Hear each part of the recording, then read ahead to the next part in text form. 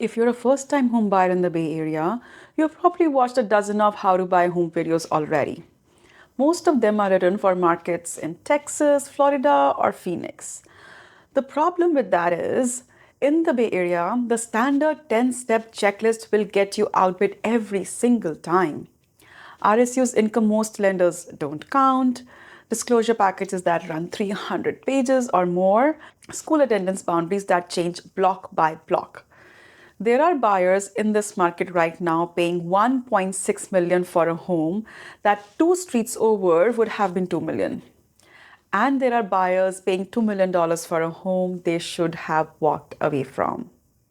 The difference between those two buyers is almost never the budget. It's the strategy. Hey, I'm Sana. I'm a realtor in Bay Area covering Alameda, Santa Clara, San Francisco, and San Mateo counties.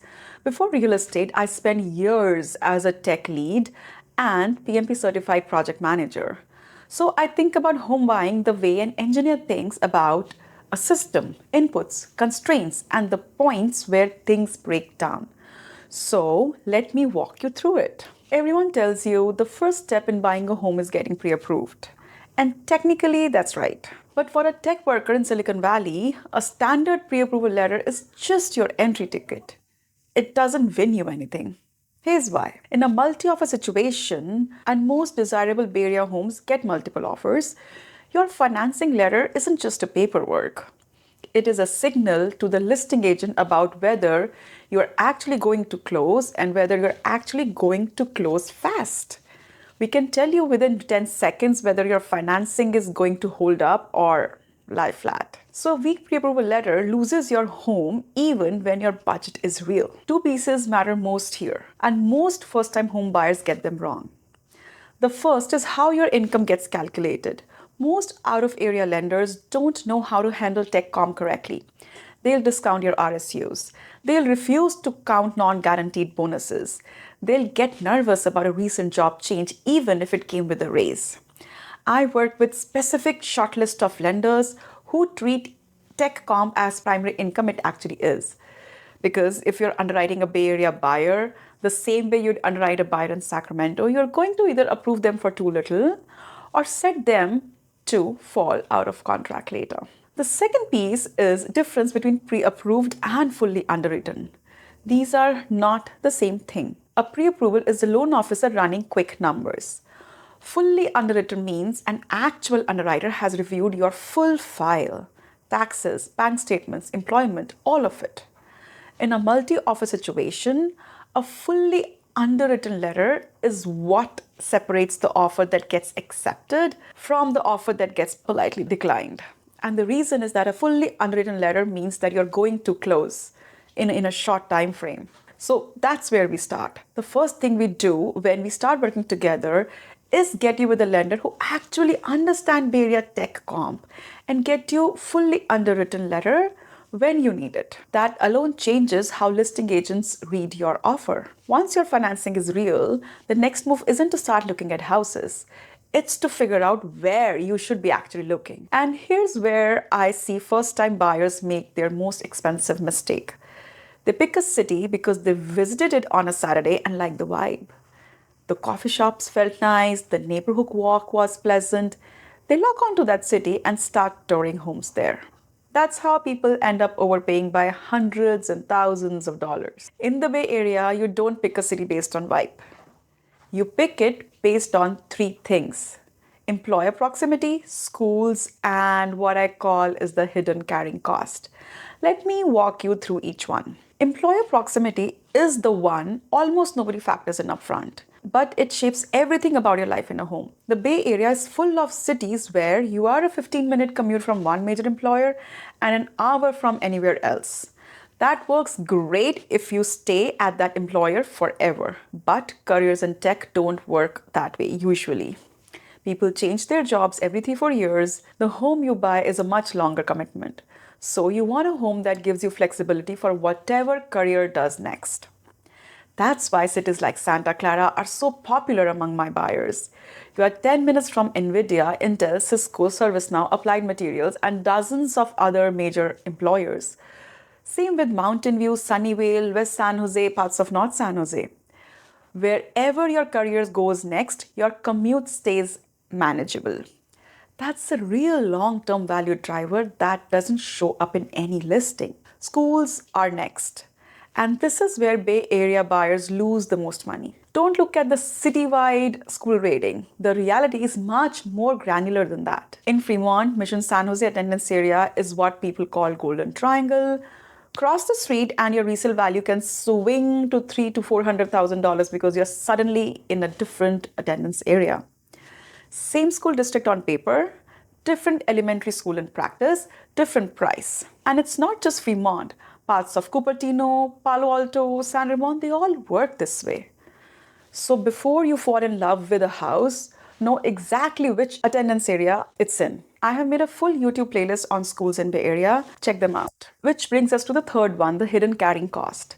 This is the one almost nobody factors into the math, but it shows up on your monthly payment for the next 30 years. Property tax on $1.5 million home in Santa Clara County runs $18,000 to $19,000 a year. Utility vary enormously by city. If your home is served by Silicon Valley Power instead of PG&E, you can save 20 to 30% on your electrical bill. Same neighborhood, different utility providers, dramatically different monthly cost. And then there is insurance. In fire hazard severity zones, part of Oakland Hills, Berkeley Foothills, anywhere near the wildland urban interface, insurance is becoming a real underwriting conversation. In some neighborhoods, it's getting hard to find coverage at all.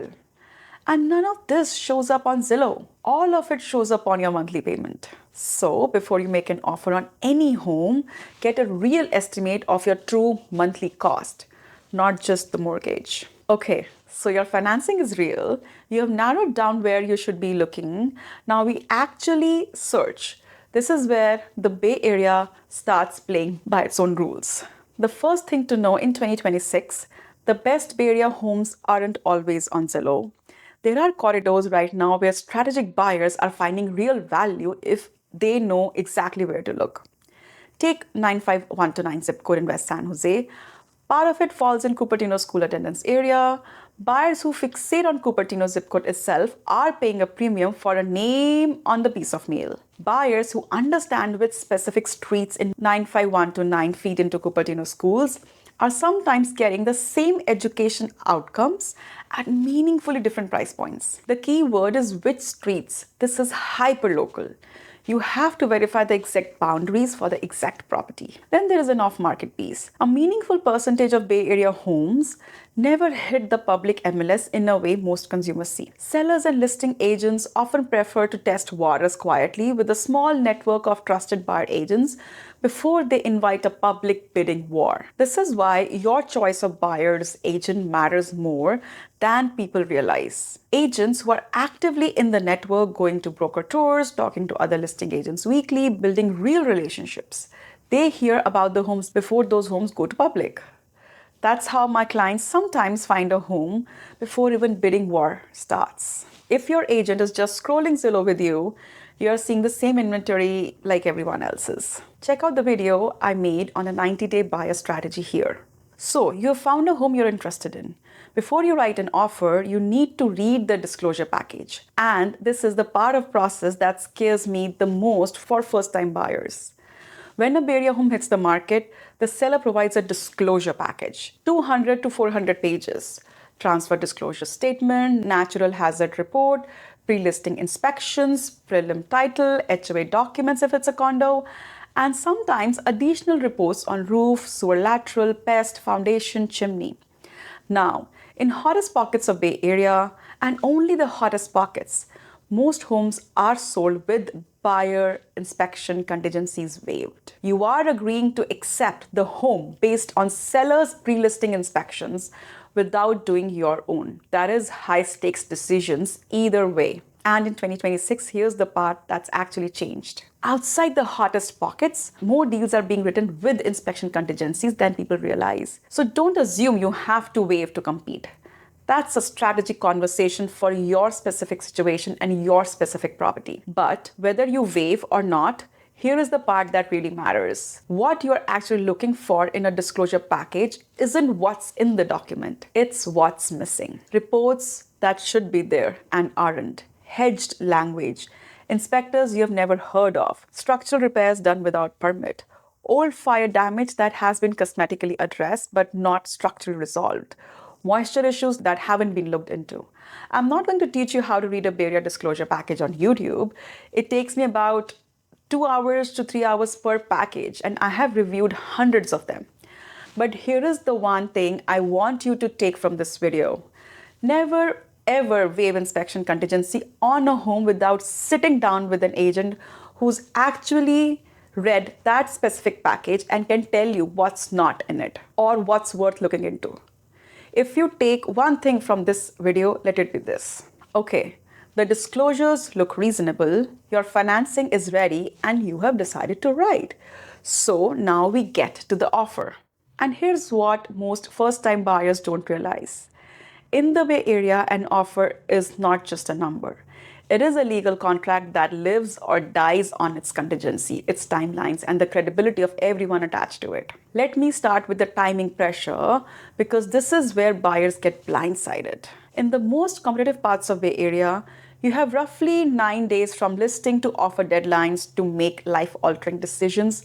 Sometimes it is just 5 or 6 days. See the home, understand the comps, align the financing, decide whether to write. That's not a process you can figure out for the first time on the home you actually want. You have to have your reps in before then, meaning you have toured 10 or 15 homes already, you have seen a few disclosure packages already, you know what good looks like in your target neighborhood. Otherwise, you're learning the process on the home that matters most. The other thing I want every first-time buyers to understand: price is only one of 5 things that wins an offer here. It is price, contingency, close of escrow timeline, down payment size, credibility of the agent and lender attached to the offer. I have won homes for clients where we weren't the highest offer. Sellers and listing agents aren't picking the biggest number. They are picking the offer that's most likely to close. So when we write an offer together, we are not just picking a price. We are constructing the full package, every variable calibrated for the specific listing agent, the specific seller, and the specific property. That's where strategy starts to actually matter.